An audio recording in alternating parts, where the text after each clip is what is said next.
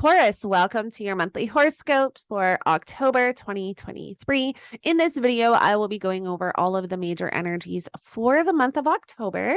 Now, coming into the month, we are officially in eclipse season. We are going to have our first solar eclipse in Libra here in your sixth house, and our final lunar eclipse in Taurus, your first house. So you are definitely moving through a lot of powerful energy this month, which we will be getting into. Now, coming into the month, we have the sun here in your sixth house of work, health, and daily routine. So there can be a lot of focus on maybe changing your routines in way, focusing more on your work routine, your health routine, maybe your nutrition habits, maybe switching your daily routine up in some way. Now, once we get to October 4th, we have Mercury entering Libra here in your sixth house, bringing more of a focus to work, health, and daily routines. So there's a lot of Libra and Venus energies this month. So your daily routines are really going to be front and center for the month of October. Even your health, your nutrition habits, your work. So, these sixth house themes and topics are going to be quite prominent. Now, we also have the South Node here in Libra. The South Node really represents releasing and letting something go. And the fact that we're having our solar eclipse here in Libra, this can really highlight a lot of changes in this area of life. Once we get to October 8th, we have Venus entering Virgo. Now, Venus is your chart ruler. So what Venus is doing in the cosmos, you really feel a lot more than most of the other signs. This is an energy shift you are really going to feel because Venus is your chart ruler.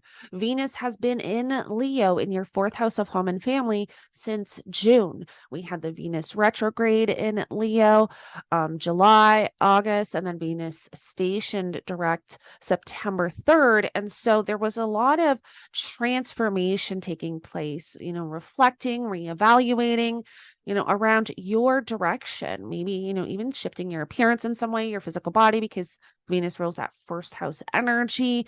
So there were a lot of changes taking place, over the last few months, maybe rethinking a certain direction, reflecting all those RE words we do during retrograde periods. Now, when Venus enters Virgo, which is in your fifth house of children, creativity, passion, hobbies, interests, romance, this can shift your energy into these themes and topics, maybe even too, because once Venus enters Virgo, we have this mutual reception between Venus and Mercury here, Mercury being in a Venus ruled sign and then Venus being in a Mercury ruled sign.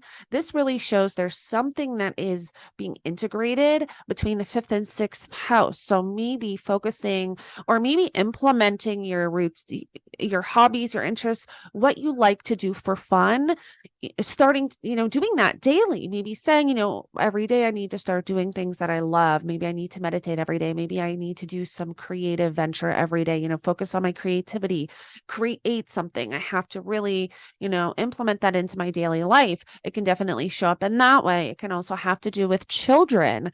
And so this definitely is an energy that you're going to feel. Now, one thing to be mindful of is that Venus is at her fall in Virgo. She doesn't do the greatest in Virgo, and Venus being your chart ruler, this can be a time where maybe your energy is feeling a little bit depleted. You also want to watch for, while Venus is in Virgo, that over analytical analysis paralysis kind of tendencies, focusing too much on the minutes, and just make sure you're not getting in your own way.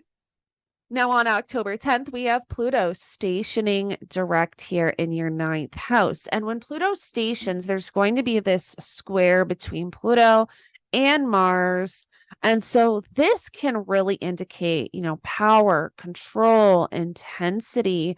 This is definitely an energy we want to be mindful of. Now, Mars rules your 12th house of spirituality, places that are hidden, like hospitals, asylums, retreat centers. 12th house is also the house of karmic energy, past lives, and also the house of self-undoing and self-sabotaging behaviors and our subconscious. And so this is a period of time around the 10th October 10th, where you do just want to be mindful of any self-undoing habits you have. Just be mindful of that energy because it can feel a little bit intense. Now, remember that Pluto will activate something to really come to the surface for you to address and work through. Pluto's all about transformation. And so Pluto can really activate something when it has to do with your self-undoing behaviors, self-sabotaging tendencies, where maybe you're becoming aware of that and able to address it and transmute it and transform it. So where it can feel a little bit difficult, it really can have a beautiful ending after being transformed, which is what Pluto does. On October 12th, we are going to have Mars entering Scorpio here in your 7th house of relationships, partnerships, and close personal connections. Now, we go from having a lot of energy here in Libra, the first portion of the month, to everything shifting into Scorpio. So there can be, for the first portion of the month, a lot of focus on work, health, and daily routine. And then as we move through the month, we have Mercury and the Sun eventually move into the 7th house as well. But before that happens, on October 14th, we have our solar eclipse in Libra here in your 6th house at 21 degrees here. And so this is bringing new energy in for, work, daily routines, work routines. The 6th house also represents pets, employees. And so these themes and topics, these 6th house themes and topics are very prominent. There's a lot of changes. Now, there's also going to be a lot of releasing and letting go, maybe of old routines that you used to do day to day. Maybe certain things you used to do daily that you are no longer in alignment with. So this solar eclipse can really highlight that for you. And then on October 19th, 20th, and 21st, we have this Mercury Cazimi here. Now, Mercury and the Sun move along for a couple of degrees, a couple of days. They're moving together. This can be when you get some insight, with the direction that you want to move in as far as your work, health, and daily routines go. Now, Mercury also ruling your 5th house of children, creativity, romance, hobbies, and interests. This can also be a time where this can also be like an epiphany type of energy. And Mercury also rules your 2nd house of money and finances. So there can be something showing up for you around October 19th, 20th, and 21st, where it's like this aha moment. And it can have to do with money and finances. And it can also have to do with these 5th house themes and topics as well. And then October 22nd, Mercury is going to enter Scorpio. And so once we get to the end of the month is when we have all of this energy here in Libra shift into Scorpio.